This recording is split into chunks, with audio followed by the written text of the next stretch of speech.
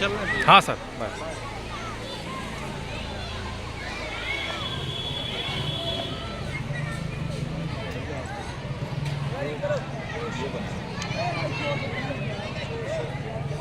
नमस्कार, मैं अवनीश राय धरातल पर आज के साथ।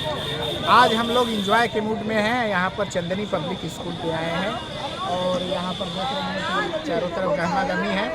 यहाँ पर एक बाल मेले का आयोजन किया गया है जिसमें बच्चों ने हस्तकला और पाक कला दोनों का प्रदर्शन किया है। आइए देखते हैं। हमारे साथ हैं यहाँ के निदेशक श्री नवीन राय जी, प्रधानाचार्य जी, प्रवीण पीयूष राय जी।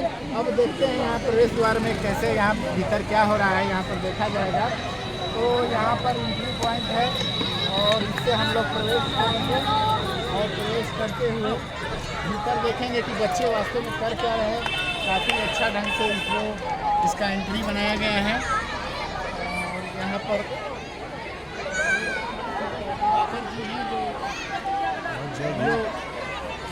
आवाज़ नहीं कैमरामैन के रूप में है। यहाँ पर देखिए थोड़ा और पास अगर लाएंगे तो अच्छा रहेगा। देखिए बच्चों ने अपना बढ़िया नाश्ता बनाया है। कई प्रकार के पकवान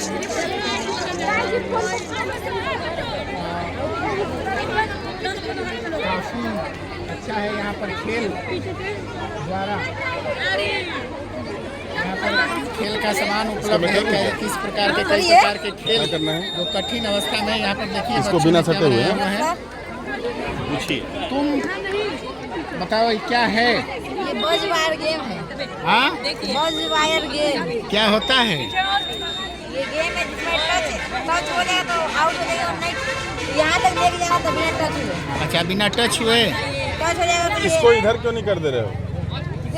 हाँ, ये वाला ये तो उल्टा है, थोड़ा भी नीचे कर रहे हैं सट जा रहा है। बहुत अच्छा है और काफ़ी दिमाग का इस्तेमाल इन्होंने अपना किया है।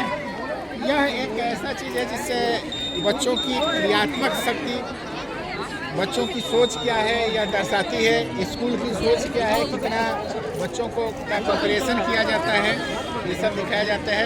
ये क्या चीज़ है आप लोग बताएं। सर स्टेशनरी है प्लस हमारा रिंग वाला गेम है।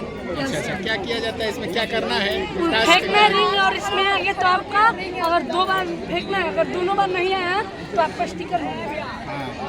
तो एंट्री भी है कुछ? नहीं, 10 रुपीज़ 10 रुपीज़ है। और मैं प्रधानाचार्य जी से चाहूँगा या निदेशक जी से चाहूँगा कि आप थोड़ा इसका देखिए बच्चों का क्या है और प्रयास कीजिए। ये हो रहा है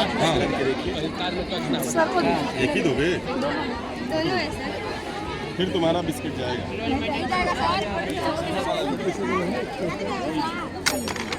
हाथ बढ़ा के नहीं सर, हाथ बढ़ा के नहीं। अच्छे सब नियम बता चुके हैं।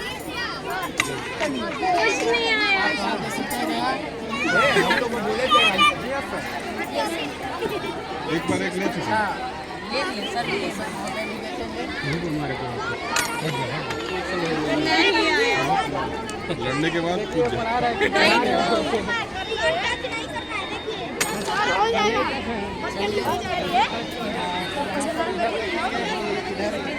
चाय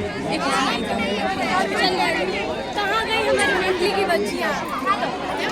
बच्चे पता नहीं कहाँ गई जी, बाहर गई। यहाँ पर देखेंगे बच्चों ने अपनी दुकान लगा रखी है। कैसे ग्राहकों को डील किया जाता है, यह इस क्षमता का विकास होता है इस प्रकार के आयोजन से। यहाँ पर भी पाक कला का प्रदर्शन किया गया है। काफ़ी अच्छा नाश्ता है। ये क्या चीज़ है? ये आलू कटा है। अपने बनाए हो? अच्छा, बहुत अच्छा। और ये भी गेम है। ऐसे ही देखेंगे कि चारों तरफ बहुत से स्टॉल लगाए गए हैं जहाँ पर विभिन्न प्रकार के गेम और विभिन्न प्रकार के नाश्ते बच्चों द्वारा स्वयं तैयार किए गए हैं। अब आते हैं यहाँ पर निदेशक महोदय से पूछते हैं कि आपके इस आयोजन का उद्देश्य क्या है या क्या है, उधर जरा देखते हुए बताएं। ऐसे आयोजन से एक सबसे जो बड़ी चीज़ आती है, सामूहिकता का विकास होता है कि आपस में मिलजुल के कैसे चीज़ों को किया जाए, कैसे बेचा जाए। अगर कोई चीज़ को बेचना है तो कैसे कन्विंस किया जाए, कन्विंसिंग पावर एक विकसित होती है जो आगे आके बहुत काम आती है। ये मतलब कहाँ तक ये बच्चों की पढ़ाई में कारगर रहेगा, या उसमें क्या ऐसा चीज़ है जो बच्चों में डेवलप करेगा? कई बार क्या होता है कि एजुकेशन है, एजुकेशन केवल कक्षा में नहीं होती है, कई बार एजुकेशन बाहर भी होती है। दरअसल शिक्षा जो है वो सीखने का माध्यम है, और सीखने का माध्यम कक्षा के बाहर भी होता है। कई चीज़ें जो हम कक्षा में नहीं समझा पाते हैं, नहीं सिखा पाते हैं, उसको हम कोशिश करते हैं कि इन क्रियाकलापों, इन गतिविधियों के माध्यम से हम उनको सिखाएं। क्या आप मानते हैं कि बच्चों को केवल क्लास में शिक्षा देना ही पूरा पढ़ाई नहीं है या पूरा ज्ञान नहीं है? इसके लिए इस प्रकार के आयोजन निरंतर करने चाहिए। एकदम निरंतर करने चाहिए।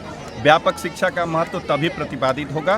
व्यापक शिक्षा का मतलब कक्षा ही नहीं है, कक्षा के बाहर भी सामूहिकता, क्रीड़ा स्थल, परिवार, ये सब कुछ सम्मिलित करके ही एक व्यापक शिक्षा का विकास होता है। कहा भी जाता है बच्चे की प्रथम पाठशाला परिवार है, उसके बाद क्रीड़ा स्थल है, और ये क्रीड़ा स्थल ही तो है, मेला मिलाप का स्थल ही तो है। मिलाप ही रहा होगा कभी मेले का एक उद्देश्य। मैं अवनीश राय धरातल पर आज के साथ ऐसे आयोजनों में हम लोग बार बार उपस्थित रहेंगे। ये बहुत मन को शांति देता है, मन को प्रफुल्लित करता है। धन्यवाद।